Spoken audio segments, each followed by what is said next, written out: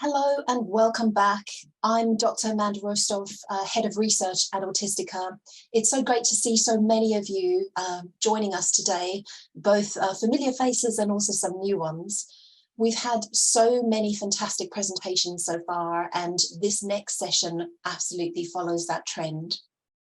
I'll be hosting this panel session titled Diagnosis and Acceptance. We know that an autism diagnosis can be a major life event that intersects with a person's background, culture, and life history. It can be a complex experience and can lead a person to reflect on themselves, the meaning of the diagnosis, and their experience of the world, and how this can be understood and leads to acceptance of oneself and acceptance from others. This session stream will explore how people experience and respond to autism diagnosis and how it impacts different people in different circumstances. We're welcoming 3 presenters to the session: Tracy Clements, Jennifer Kirton, and Ashley Greene, whose bios you can read just below this live stream, along with a PDF version of their slides if you wish to see them in a different format. All of our presenters will be joining us for live Q&A at the end of this session, once their presentations are all finished. You can ask your questions in the Q&A system just below this video. So this is on the live stream webpage. These will be supported by my Autistica colleagues, and we'll try to get to as many of your questions as we can in this session. Some of our presenters have agreed to let us share their email addresses if you have any further questions, and we'll put those email addresses in the Q&A system after the whole panel session has ended. So I'll welcome Tracy, our first presentation in this session. Hello, I'm Tracy. I'm 54 and I was diagnosed as autistic 2 years ago. I am qualified as an English and drama teacher, but I'm currently doing private tuition for English GCSE skills and primarily working voluntarily with autistic students who've been excluded because of their diagnosis. I write and present and sing and dance about my autism and the way I see things, and I am studying for an MA in Autism Studies with Sheffield Hallam University at the same time. So, my amazingly autistic brain and finally knowing who I am and why. Thank you for inviting me to speak about my autism diagnosis and how I feel about it. I was initially worried and upset, and I felt sort of like, well, now I never have any hope of fitting in. But actually, I realise that I am amazing in my fitting out, and any acceptance I was craving should actually have been for who I really am. These words, why don't I fit in? What did I do wrong? Why didn't they like me? What did I say? Why can't I say that? They've been my constant companions, to be honest, for over 50 years. So, as I said, half a century, wandering around in a fog of confusion and often chaos. Always positive and hopeful, I thought. I kept going, expecting to emerge into a bright new day. But now that I know who I am and why I am, I realise that I'm going to need to find a new route. I've been using the wrong guidebook with misleading and incorrect maps. I thought we were all the same and all wanted the same things. I just kind of thought maybe I was more confident about telling the truth, offering suggestions, debating, diving in with gusto. And every time I never understood why, I always ended up rejected and sitting back on the outside asking myself, what did I do wrong? When I started reading books about autistic brains, I was flabbergasted.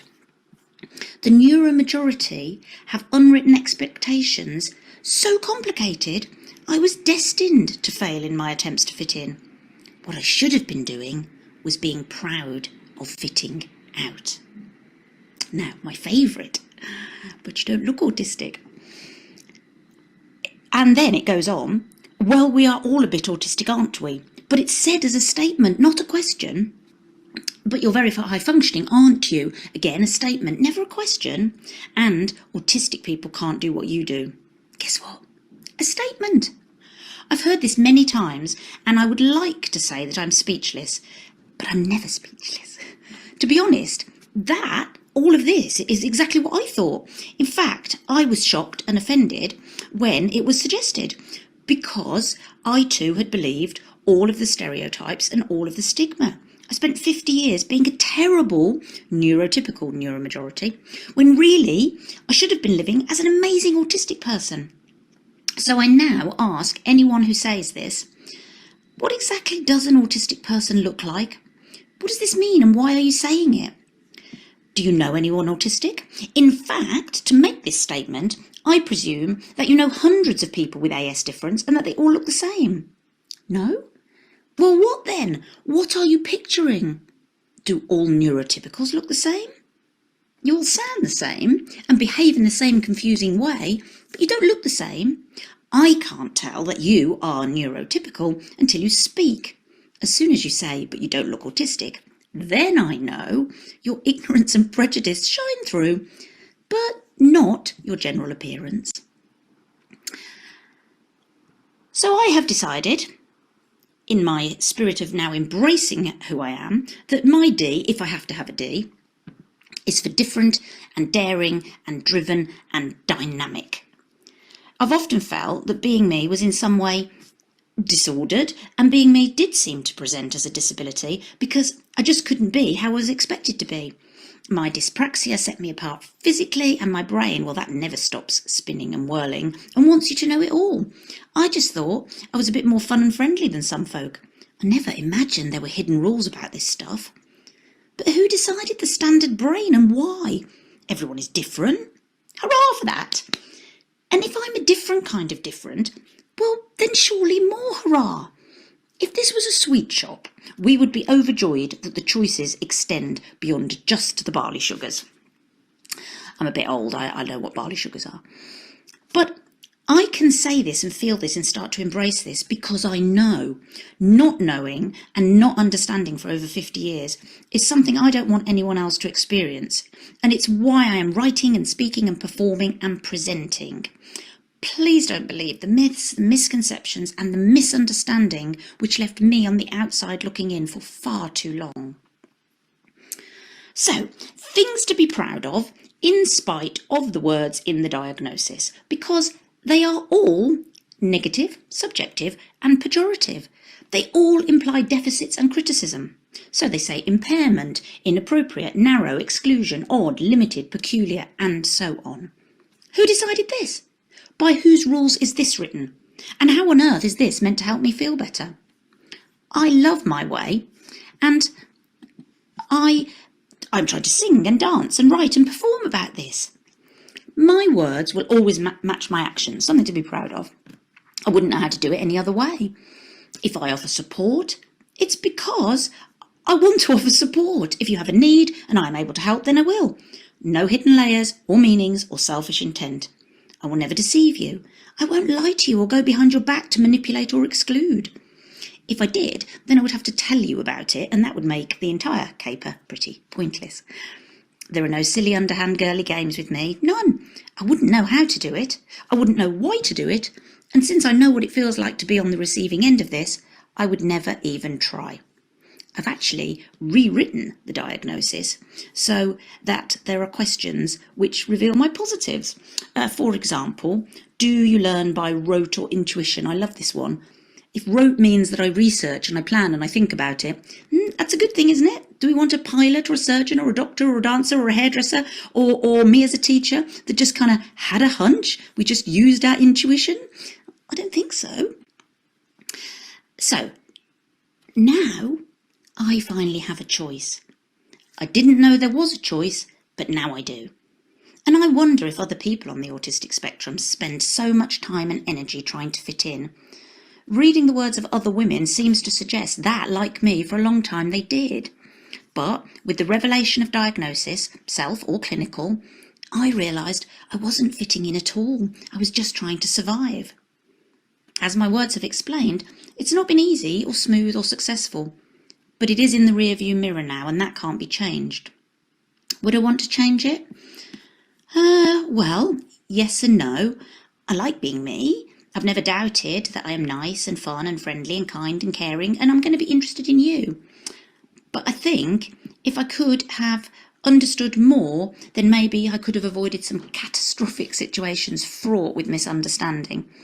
I hope women like me can eventually help and inspire the younger me to be proud of themselves and find a future full of fun and friends who understand and care. I'm a friend that will understand and care, and there are lots of others like me.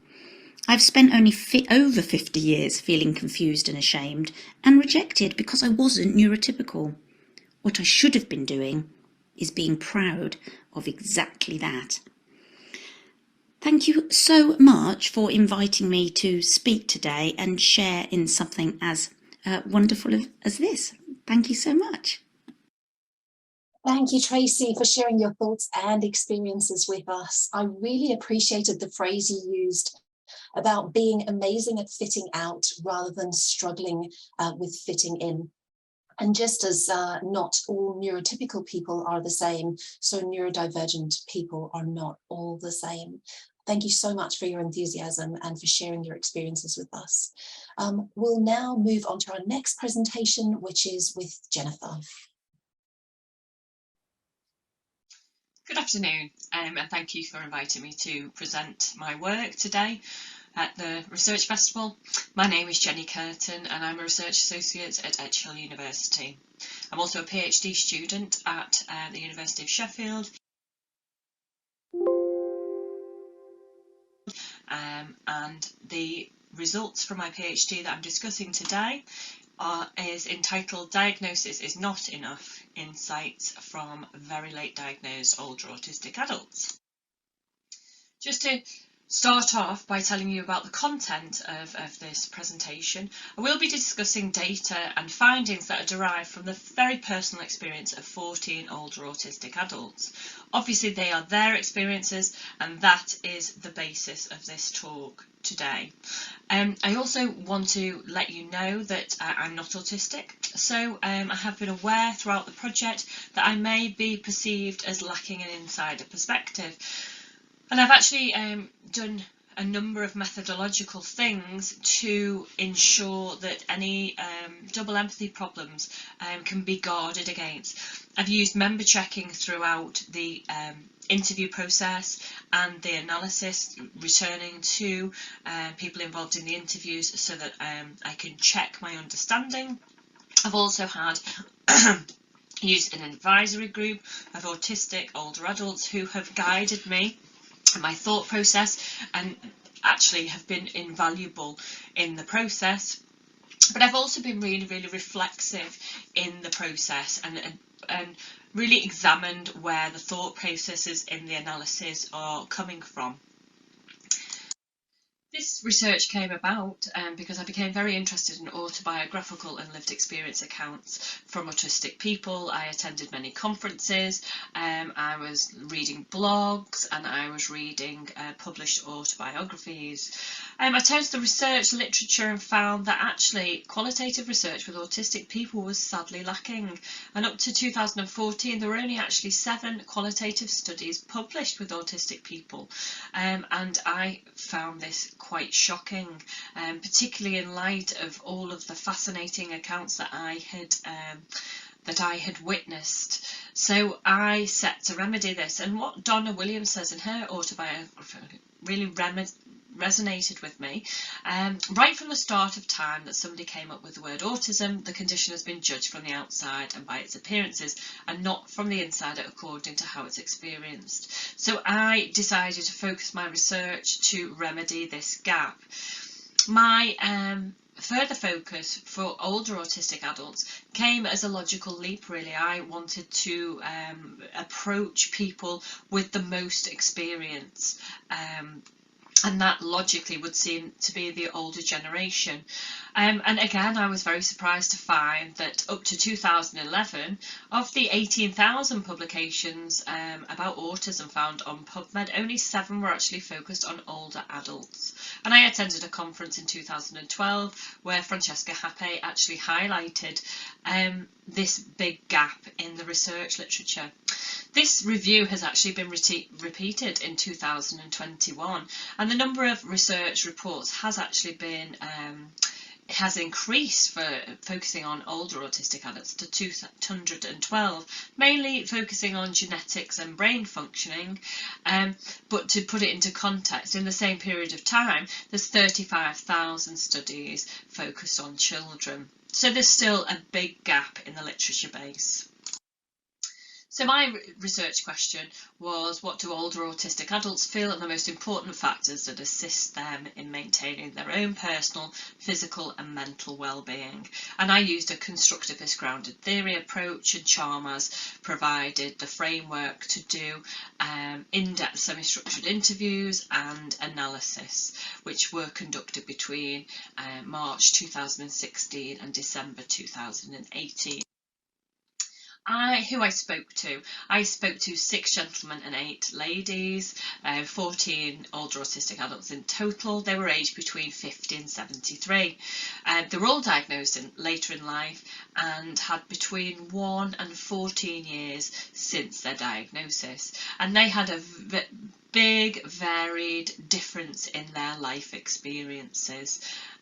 So I managed to recruit in my sample a big variety of life, and I document that through pen portraits in my thesis, if anybody is interested in reading a little bit more.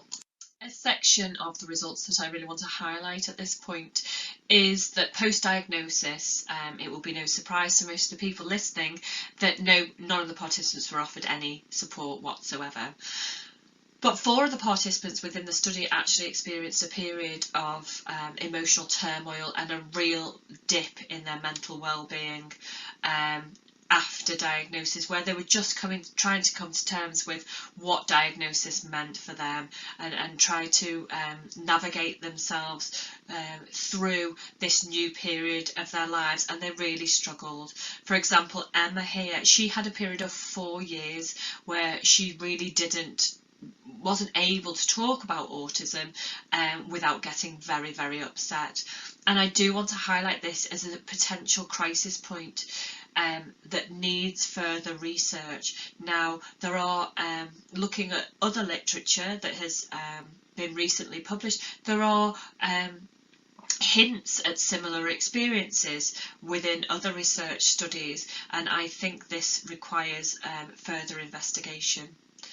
Diagnosis, however, for all of the participants within the study was ultimately positive for all of them. There was a distinction within the group that were involved in my study, in the fact that there were 2 groups when we were looking at well-being.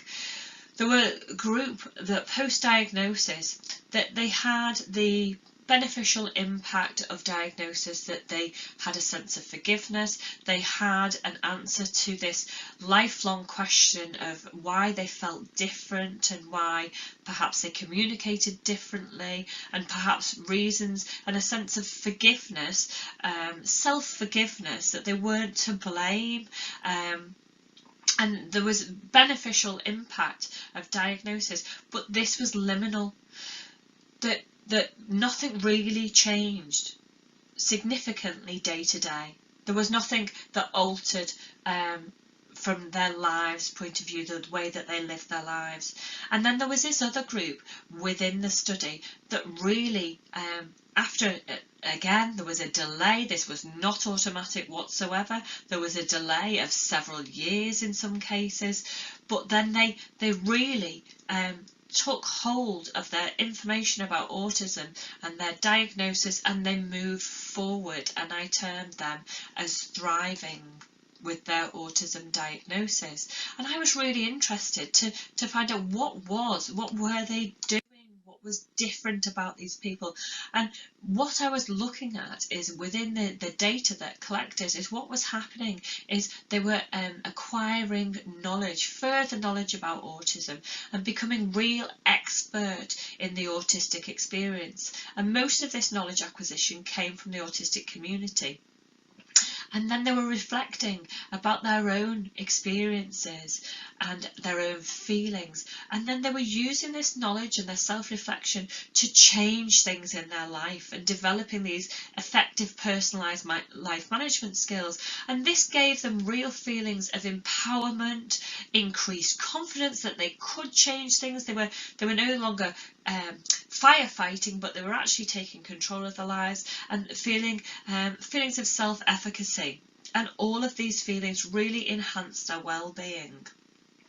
And I was interested to say, what were the causal conditions for this? What enabled people to go on this thriving cycle? The causal conditions that I identified from the data was the exposure to positive constructions of autism, that they weren't this medically focused autism. The surviving participants very much talked about autism as an ailment, something that was wrong with them. One person likened it to an aneurysm. Another person talked about it as a brain tumour. And that was a very, very differently distinct view than the thriving participants. The thriving participants really took on, accepted and internalised autism as part of themselves and as part of their neurology. And this was a distinct difference. And the fact that they were exposed to positive constructions of autism meant that they felt enabled to go forward and start to make changes. So, in summary, the study challenges the taken for granted assumption that diagnosis is beneficial to well-being. I'm saying that there needs to be a further journey to really get the benefit to well-being of diagnosis. So it has liminal positive effects. But some newly diagnosed older autistic adults experience a real period of worsening mental health post-diagnosis, and this is a potential crisis point and requires further examination. And in order to enhance well-being post-diagnosis and to thrive, then a self-determined reconceptualisation needs to take place, and yet within this study, half of the participants didn't feel able to independently make these changes in lives, and therefore they didn't enhance their well-being significantly and really require support in able to go on this extra journey. So there are the references, and my contact email is at the bottom there. I think I've just kept to time. I look forward to answering your questions at the end of the session, and I'm going to pass back to the panel chair now. Many thanks. Thank you, Jennifer, very much for sharing your work and how post-diagnostic supports can really enable well-being and empower autistic people to move from surviving to thriving with increased confidence and overall improved well-being. I'll pass over to our next speaker, who is Ashley. Today I'm presenting a neurodiverse Black female's options, masking a mental illness or self-advocacy and ostracism. The topic is right there in the title, so I'll begin by introducing myself in the order of realization. I'm female, I'm Black, I'm an engineer, I'm neurodiverse, but I don't consider myself autistic. This is because I don't believe that I have a disorder or am disabled, as neurodiversity simply represents natural genetic variation that is essential to the survival of humanity. And I believe that its deliberate and persistent extirpation due to the forced globalization of Western European culture is a direct cause of the current threat to our extinction. Anyway, my subconscious masking up until the ripe old age of 33 was due to the intersectionality of being female and Black, two groups of people who are very quickly conditioned by society to be hyper-considerate of and hyper-accommodating to males and white people, respectively, particularly at the expense of themselves, and as well as two groups who have higher levels of empathy than their male and white counterparts, respectively. This resulted in me subconsciously becoming very skilled at altering my own behavior to ensure that I didn't upset others. The neurodivergence contributed by endowing me with the hyper-awareness of others' behavior and incessant need to optimize any and all outcomes and maximize efficiency by not responding emotionally to any racist and sexist behavior, but by first internally analyzing the situation, but only my part in it, and processing all possible outcomes, and then driving to optimize my behavior and response to effectively optimize the outcome. Of course, this is an extremely heavy burden that I didn't know I was carrying for over 30 years. I naively believed, as a globally dominant white culture states, that being very intelligent, intellectually curious, and driven were enough to succeed in life, no matter the race or gender. However, this is obviously not true. But I must say that no one was ever directly mean to me. This is because I was a relatively quiet person who was kind, considerate, intelligent, smiley, and never really expressed anger or any form of aggression, and because currently the most effective and prevalent form of racism involves pretending to care and be helpful and staying calm so that the non-white person has no undeniable proof of one's racist tendencies, and that the white person can perceive themselves as a good person and somehow the one and only white person completely unaffected by social conditioning and thus has absolutely no racist or white supremacist tendencies. Colloquially speaking, today's racism is perpetual gaslighting. Some examples of how I have experienced racism and anti-blackness include being rammed into if I don't move out of the way of white men walking and listening to them laugh about it, quietly waiting just off to the side, but still within the view of a white worker behind the counter who is talking to a customer, only to have another white person quickly walk up and get helped while I get ignored.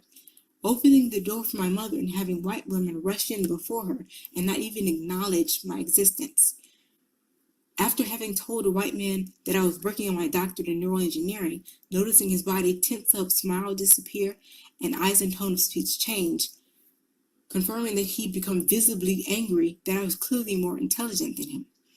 A white male graduate school advising professor telling me that an insignificant mistake that I made was the reason that he was quitting academia and that I will never earn a doctorate.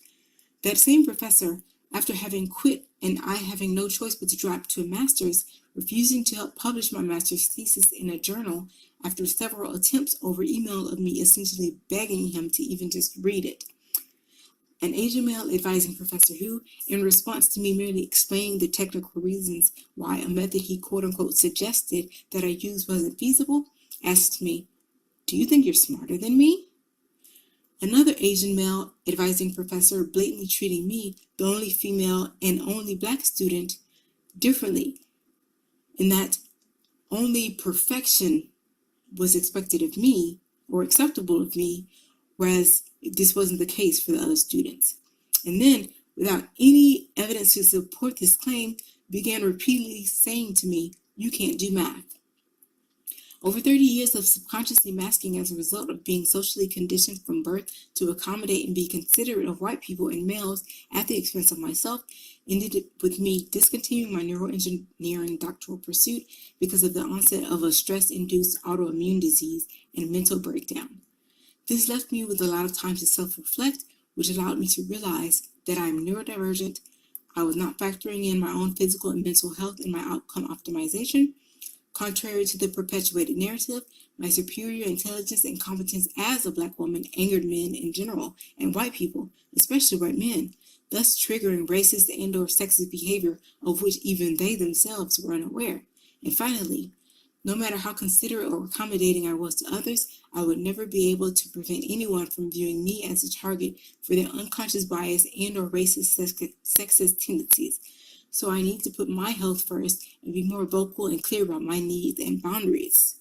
Essentially, I had to become a fierce self-advocate.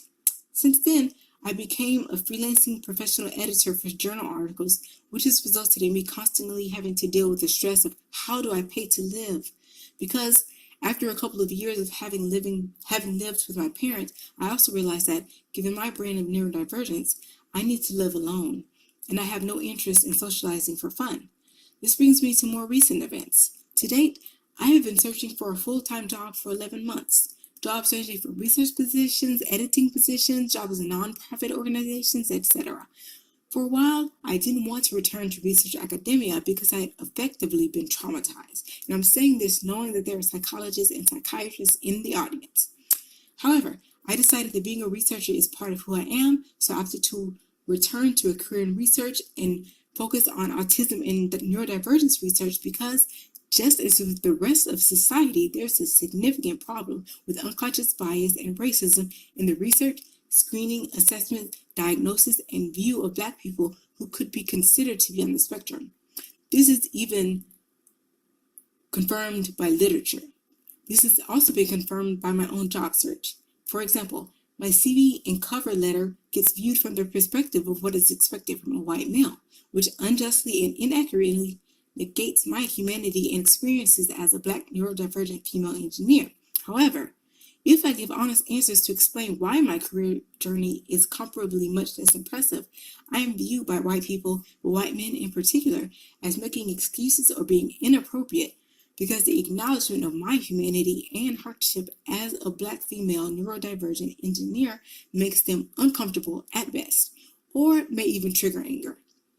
There is an old saying I remember hearing as a child: a hit dog will holler.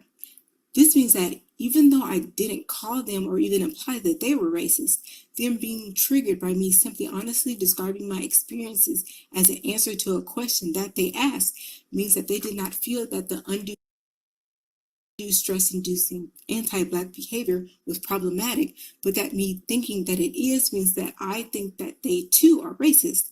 Thus, to them, I am the problem. In other words, their heightened emotional response is an indirect admission of guilt or racist tendencies. Interestingly, there was a clear increase in the rate at which I was offered interviews after I began mentioning in my cover letter that I'm Black, female, and neurodivergent.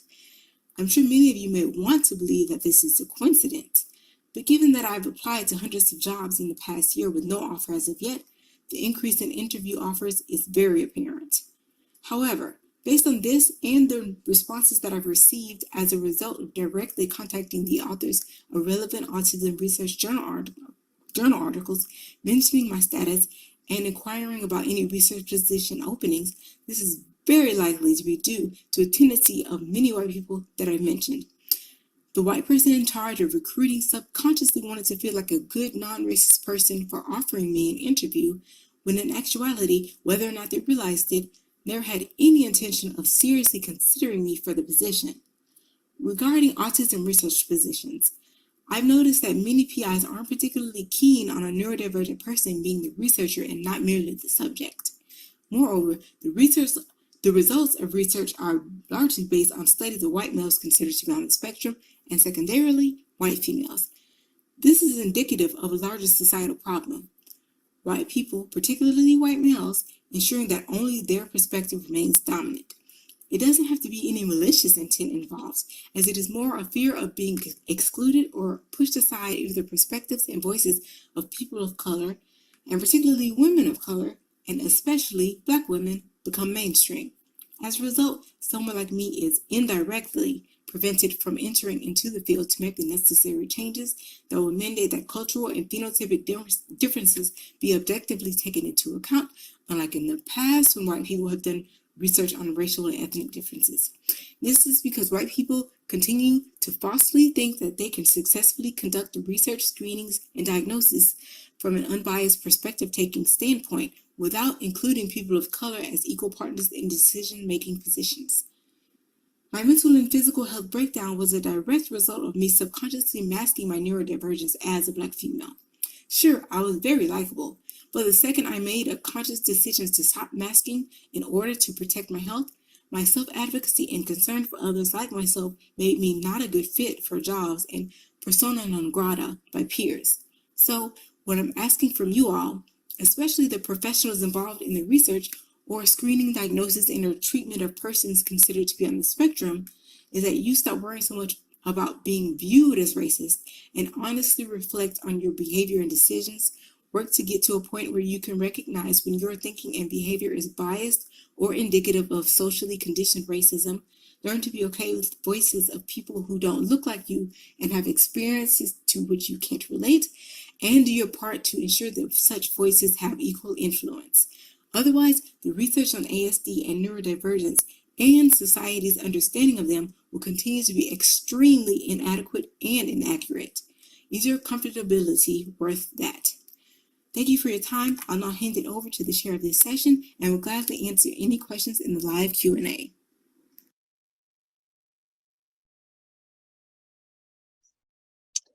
Thank you, Ashley, for sharing these very powerful insights.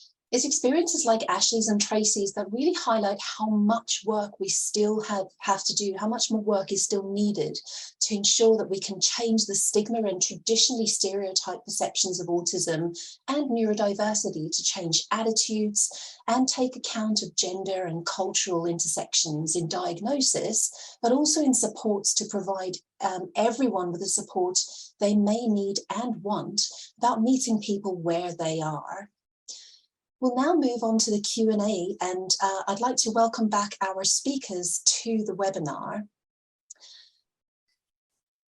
Throughout today's Research Festival presentations, we've heard a fairly consistent theme about acceptance and support. These presentations were so inspiring, and I appreciated that every speaker shared their insights authentically and set the bar for the continued work that we need to do together to make more of a difference. Hello, Tracy and Jennifer and Ashley. Thank you very much for taking time and for the effort that you put into your presentations.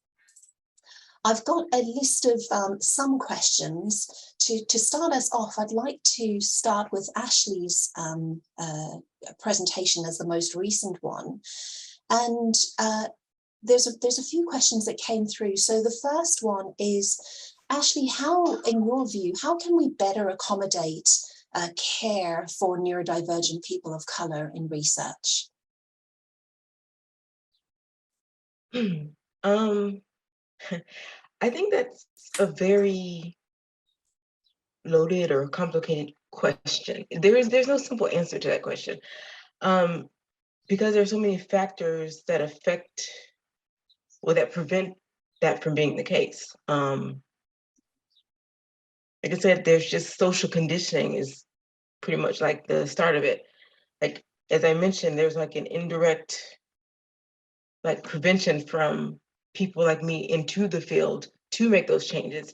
And we need to be in the field making those changes because we understand the perspectives of people who look like us. So there needs to be less of, there needs to be, like, I guess, encouragement and acknowledgement from everyone that people of color need to be the people in charge of the decisions for people of color. Yeah, that's a really important point, actually. So I think what I'm hearing from that is about making sure that people of colour are included in the research as well, being part of that research process and part of the decisions that are made to what good outcomes look like. Right. Yeah, and it's just like, and the same thing with neurodivergent people being, researchers in autism. So it's, if you exclude neurodivergent researchers in autism research, how accurate is it? Because they can't understand the perspective of the people they claim to be experts on. Yeah, that's absolutely right. Thank you so much, Ashley. And I'd like to extend that conversation, that dialogue there, to a question for Tracy. Tracy, what are your recommendations for neurotypical people to accept and understand autistic people? Gosh, that's a big question. I think that we spend, it's probably a controversial thing to say, I think we spend too much time talking within the neurodivergent communities, and there's a lot of academic research where everybody self-congratulates each other, but I don't think we're getting anywhere near talking to neurotypicals or the neuromajority. I think the communication should be equal and both-sided, and I think we shy away from it and think we're making a difference within ourselves, but I don't think we're changing minds. And I also think something about being neurotypical is they don't see past what they see. So I could say all of this and a really good friend would still go, anyway, and carry on. And that's not wrong, that's their thing. But no, I think it's, yeah, we just need to change the way we're doing things to more mutual communication and respect, I think. So I really love the idea of that mutual communication and respect, and I think that's true of what you know, the conversation we were just having with Ashley as well is making sure that people are heard, and you know, inviting and embracing the different perspectives and different ideas. It's the way in which we'll be able to move the dial on moving away from stigma and stereotyped views of autism and neurodivergence, and being able to take account of different perspectives and move forward. So I wanted to ask, and Ashley, is there anything?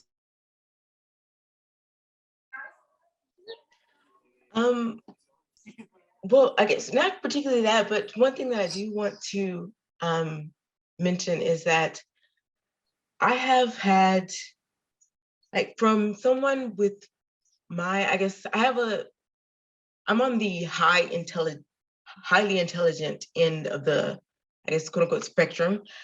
And so I get perceived, especially this is in like combination with me being a person of color and also a woman, is that I'm coming from a place where I can state how, like, what I need, what I can't accept, like what's okay and what's not okay. And because I can clearly communicate that, and I'm coming from a place where, like, I clearly have a high level of intelligence,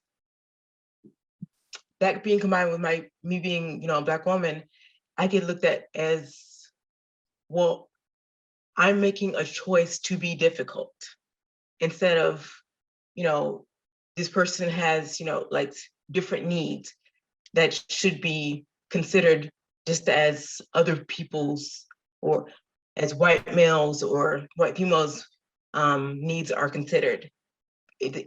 So it's kind of that perception of me making a choice to be difficult because I'm intelligent enough to communicate what is and isn't okay is a problem, is viewed as a problem. And that's something that needs to be, like, acknowledged and is corrected. Like, Yeah, so I guess what I'm hearing there is you know, even though you're able to really well articulate what it is that your needs are, somehow that gets translated into people's understanding of, well, if you can communicate those needs, then it sounds like you're just being difficult, rather than actually hearing what those needs and differences are. And then the same is true for people who are not necessarily able to communicate the ways in which they might need different supports, but that doesn't mean that it's any less for either. right, and like I said, this is compounded by me being, you know, a Black woman or a woman of color. Yeah, it's because we Black women already have that stereotype of being difficult if we say anything that's not in line with the narrative. yeah. That's really important point. Thank you so much for that. And I wanted to invite Jennifer into the conversation at this point as well. And Jennifer, asked for your reflections on this. And one of the questions that came through in the chat is that, you know, really interesting to see how you've taken steps to mitigate bias and misconceptions in your research due to being neurotypical. But what recommendations for other neurotypical researchers would you make, and how people can sort of emulate your work through a good example? Yeah, I think it's really, really difficult, and it's something that I was really incredibly aware of. And I suppose that's the first step, isn't it? If you're aware of something, you can take steps to mitigate its effects. But my project was for my doctorate.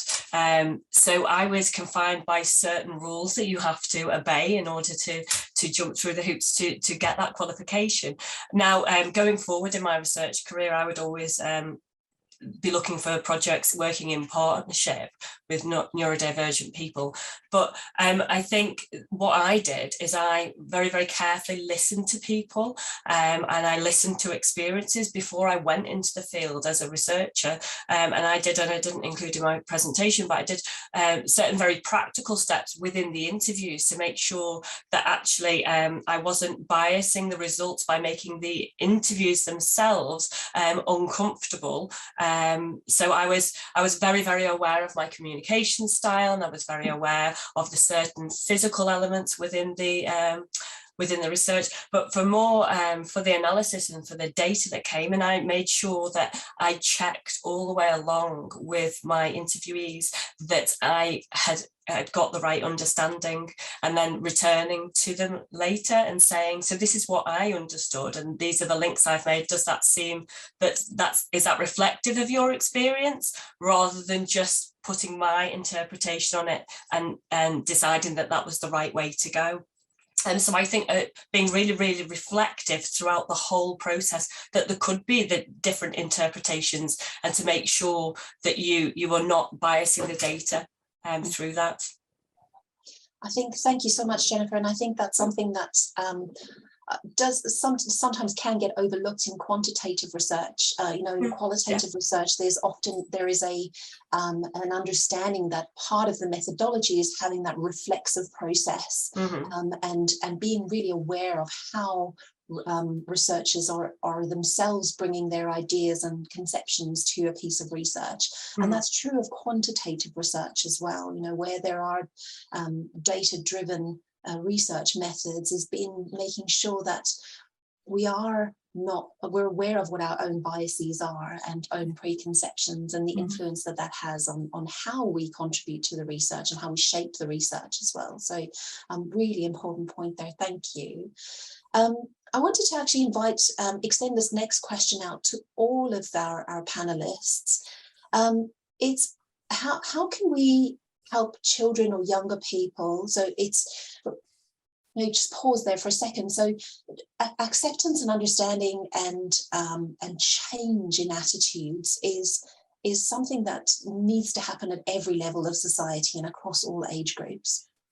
And as we start to train our future generations, is how can we teach our young people and our children, as well as our older generations of now, to accept neurodiversity and to make sure that future generations are much more inclusive. And I'd like to start with Ashley, and then Tracy, and then Jennifer, if that's all right.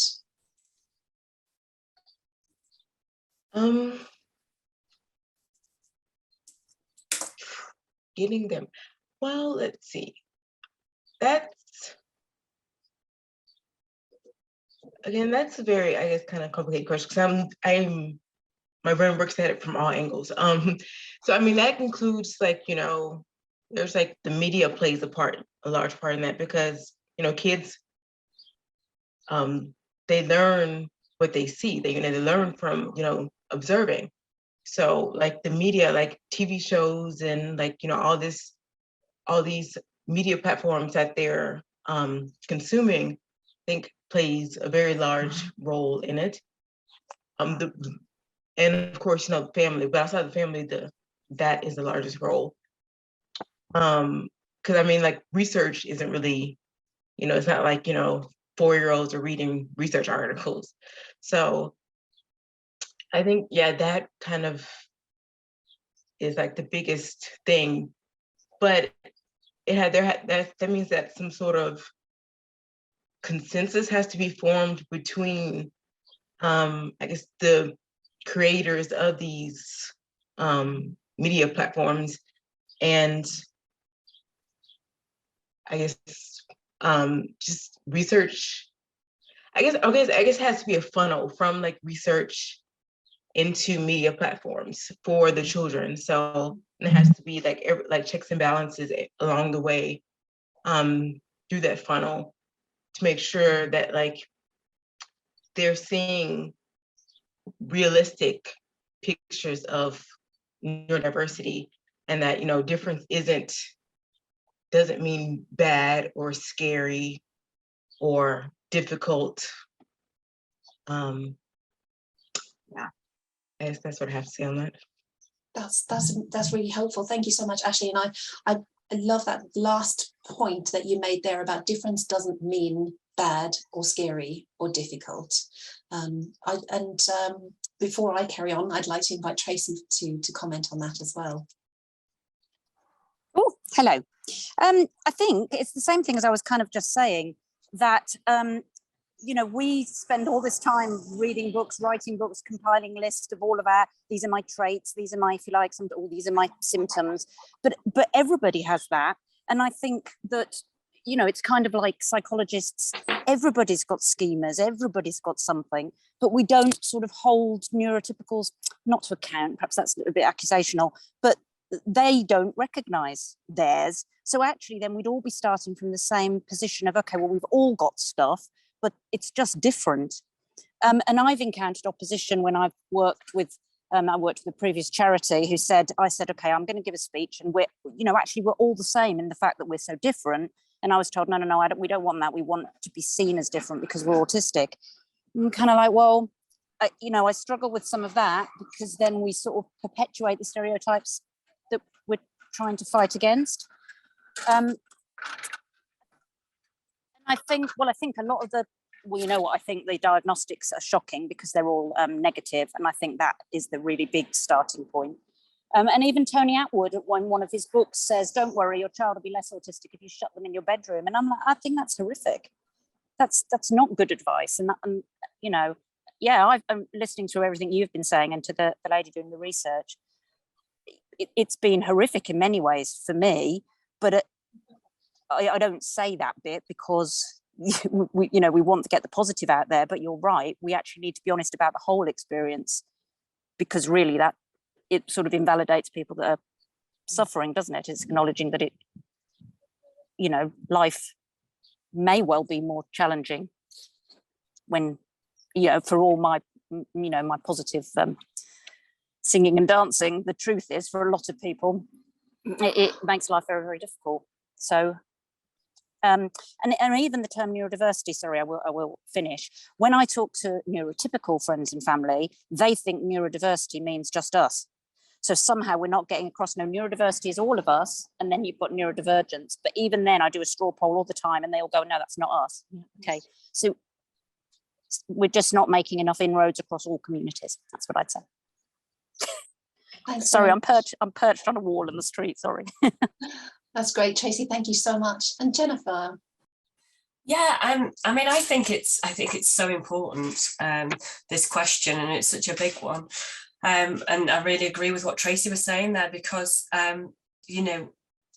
we have to accept difference, and to help children do that. And from a personal point of view, I have 2 children myself, and whatever type of difference it is that they spot within their friendship groups or at school, or they highlight, we talk about how that's fine. You can be different in any way you want. So this isn't just about neurodiversity, it's difference in every single facet of our lives, and if we can promote that. But going towards the Edinburgh University are doing some fantastic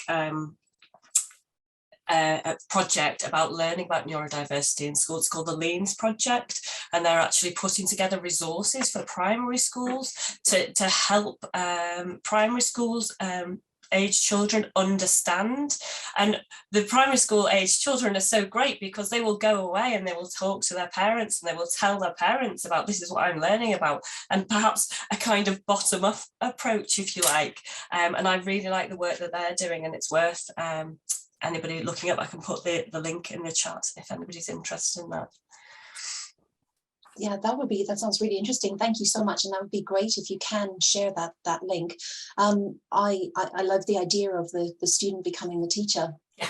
And learning from younger generations. I think that really also speaks to the idea of good knowledge and insights come from so many different places, and it is not only recognizing from younger generations, or from different cultural and gender perspectives, but all kind of other life-based intersectionalities, that how all of these different perspectives come together to form shared knowledge and to make sure that we're moving forward in the same way, and that with a common understanding to be able to make more of a difference. I wanted to pick up on, just as we draw this session to a close, the idea that each one of you spoke about in terms of difference, and how difference is so often seen as something that is negative or something that is bad or avoided, but equally that it's about recognizing that there is difference in all aspects of life and in all different environments and circumstances, but that not everybody wants to be treated differently or treated as having a difference. And it's about making sure that we're meeting people where they are and embracing the variability and the heterogeneity really among all of us, that exists not only within diagnosis and post-diagnostic support, but in education, in employment, and in society, and just working much more kindly together and supporting each other to make sure that we can enable people to live happy and healthy and long lives. So just as we're about to draw this session to a close, we're just about running out of time. I wanted to ask if any of our panelists have any final comments that they might like to add to the session, and to say thank you ever so much for your time and your generosity in this session as well.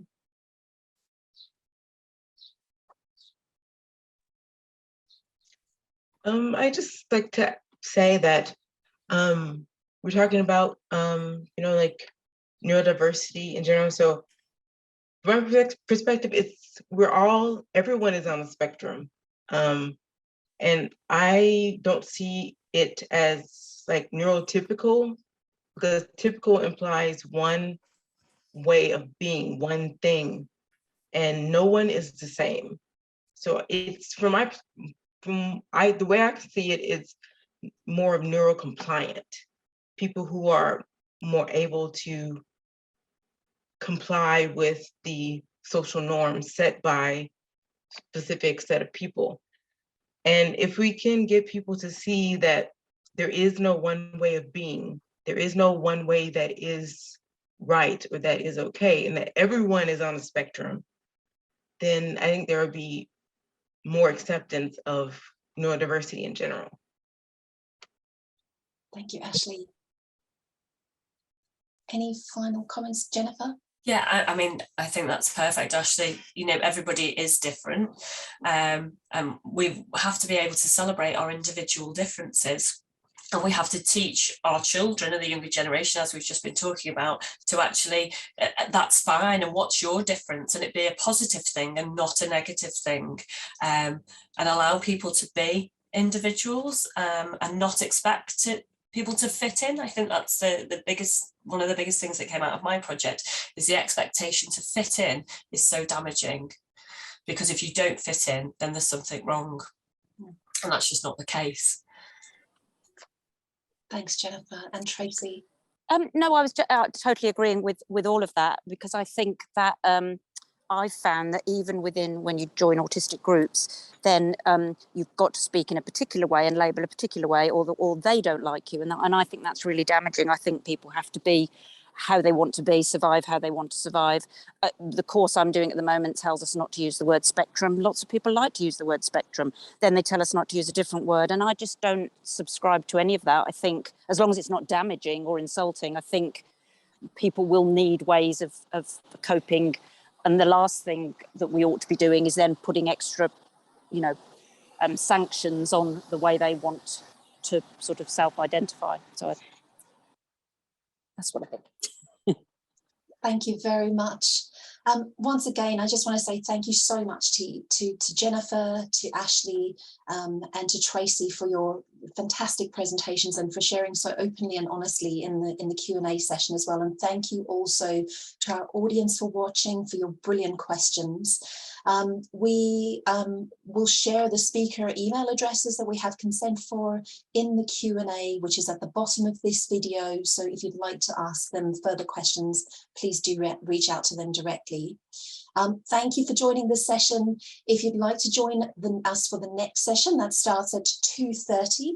It's now 2:01 on my clock, and we'll be glad to see you there. We will be recording all of our sessions and putting them on YouTube within the next month. So please don't worry if you've missed out on any of the sessions from earlier today or later on in the week. Thank you once again.